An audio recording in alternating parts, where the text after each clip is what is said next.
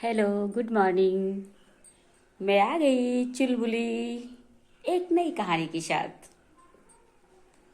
मंजू एक संस्था में काम करती थी।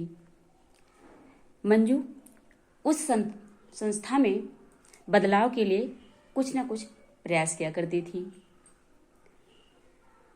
साथ के कुछ सदस्य बदलाव के नाम से चिढ़ते थे। मंजू बहुत परेशान रहती थी और अपनी सूझबूझ से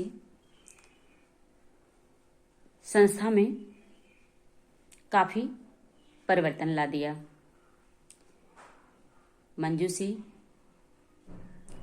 संस्था के जो कुछ सदस्य चिढ़ते थे तो उसको कुछ न कुछ कटाक्ष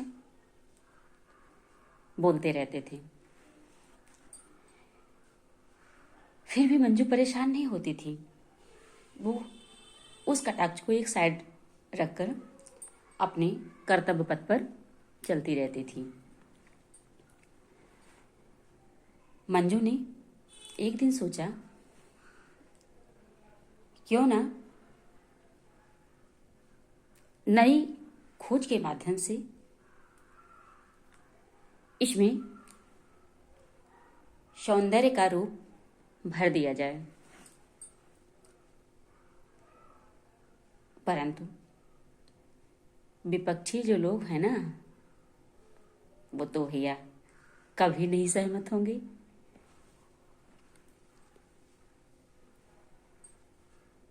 सायरा उसकी दोस्त थी।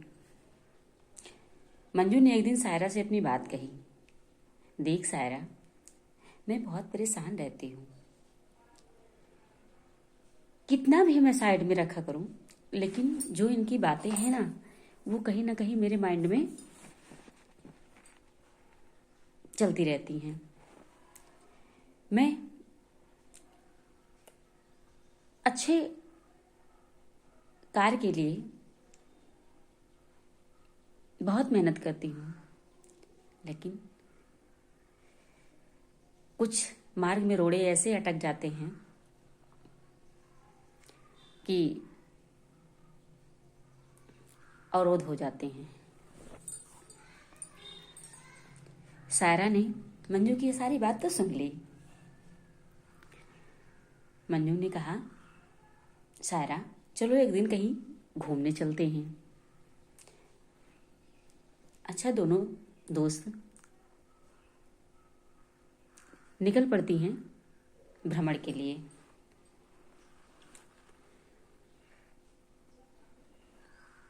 वहां पर देखा कि उसी संस्था के कुछ सदस्य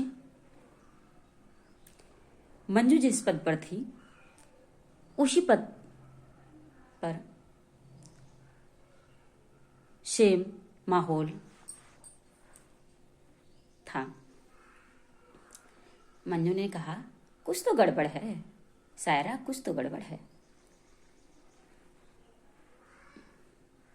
सायरा ने कहा, मुझे भी लगता है गड़बड़ है, क्योंकि एक ही जगह देखूं तो लगता है मुझ में कमी है, लेकिन हर जगह यही प्रॉब्लम क्रिएट हो रही है, तो कुछ गड़बड़ तो है ही है। अच्छा भाई, मीना और मिट्टू कहाँ कब थे? वो भी उधर से आ रहे थे। सायरा और मंजू को देखा तो बोला, क्यों दीदी, क्या बात है? दोनों लोग तो बड़े मजे कर रही हो। अच्छा, मस्ती चल रही है। अच्छा, मीना और मिट्टू, सायरा और मंजू एक जगह बैठ जाते हैं। आपस में सब लोग विचार करते हैं। तो मीना कहती है, मंजू आप तो इतनी कर्मठ, ईमानदार, जुझारू और नए तरीके से खोज के माध्यम से बदलाव करने वाली, फिर भी संस्था में आपके विपक्ष में लोग क्यों हो जाते हैं? मंजू ने कहा, यार हमारी भी समझ में नहीं आता है, अब क्या किया जाए। इसके लिए समस्या नहीं, समाधान ढूंढना चाहिए। मीना ने कहा, मंजू दीदी ठीक कह रही है। बिट्टू बोला, हाँ मंजू दीदी ठीक कहा, सही गुना। मंजू उस संस्था के सभी लोग पीछे पड़ गए थे। वहां से परेशान होकर दूसरी जगह जाती है। मीना और बिट्टू उसके संपर्क में रहते हैं। वहां भी मंजू बहुत खुशहाल से बदलाव किया। इतना परिवर्तन आ गया कि मंजू की जय जयकार होने लगी। मंजू ने सोचा, मुझ में कमी नहीं है। मैं काम करने के लिए जो प्रेरित करती हूँ, अकर्मण लोग मुझे परास्त करने के लिए कटाक्ष बोला करते हैं। मंजू ने जहां से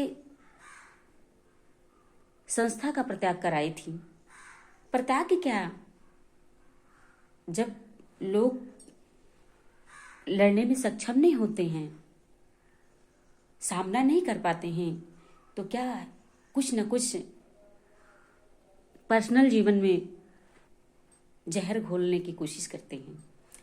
लेकिन मंजू कहाँ कम थी, उसे तो अपने लक्ष्य तक पहुंचना था। मंजू जब आई, उस संस्था के पास में एक और संस्था थी। देखा, यहाँ तो काफी कुछ ठीक है।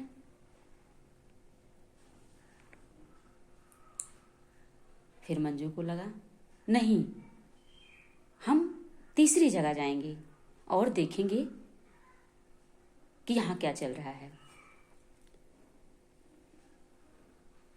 जब तीसरी जगह गई तो देखा वही माहौल। मंजू मीना और मिट्ठू को फोन के माध्यम से सूचना प्रेषित करती है।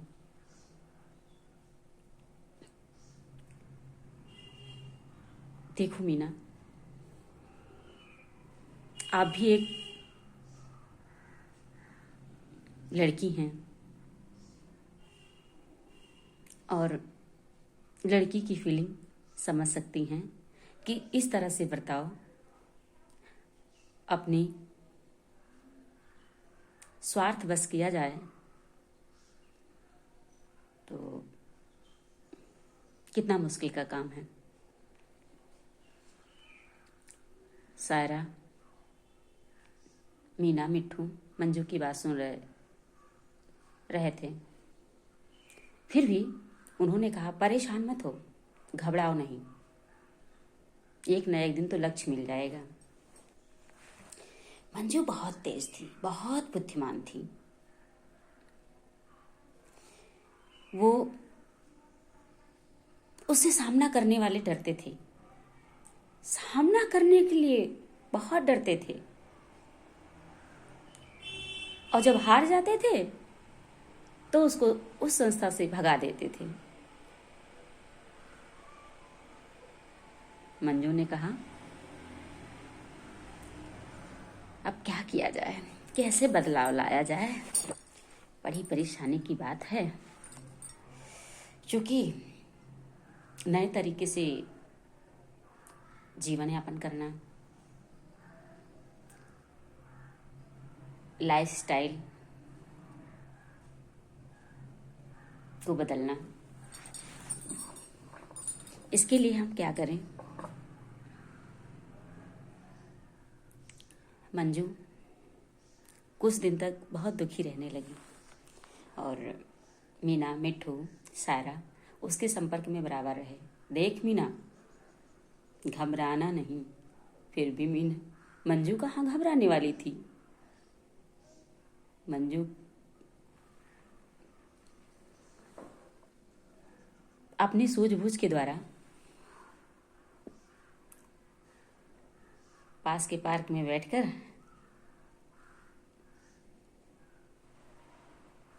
बढ़िया पके पके बेर खा रही थी कि उस बेर में एक कांटा लगा हुआ था और चुभ गया। मंजू के हाथ से खून निकलने लगा। मीना, मिट्ठू, सायरा दौड़े दौड़े गए और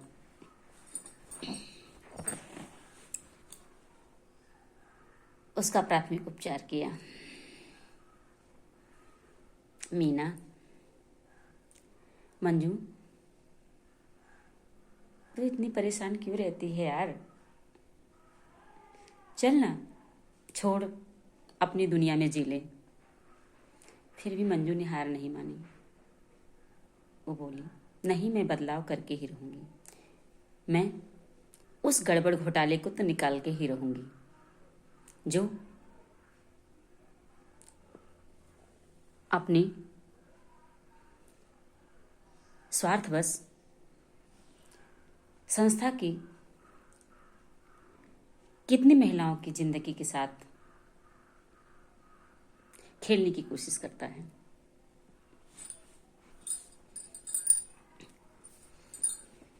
मंजू, ऐसे झूठी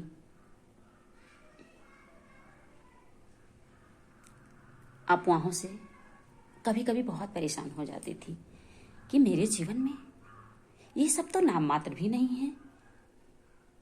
क्यों लोग मुझे पास से नहीं देखते हैं? क्यों उनकी समझ में नहीं आता है?